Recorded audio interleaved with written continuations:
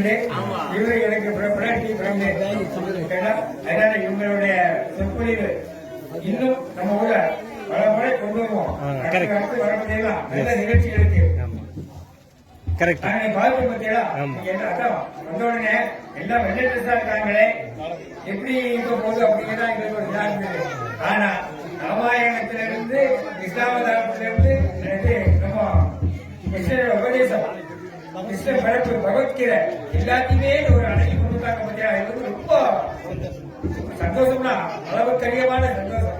ஏற்கனவே நீங்க எல்லா ஃப்ரெண்டுகள் கொஞ்ச நாளைக்கு அப்படியே விட்டுட்டோம். ஆகிய உங்களுடைய பிரச்சாரம் மீண்டும் மீண்டும் எங்களுக்கு தேவை. நாங்க அமைப்புக்கு வரோம்.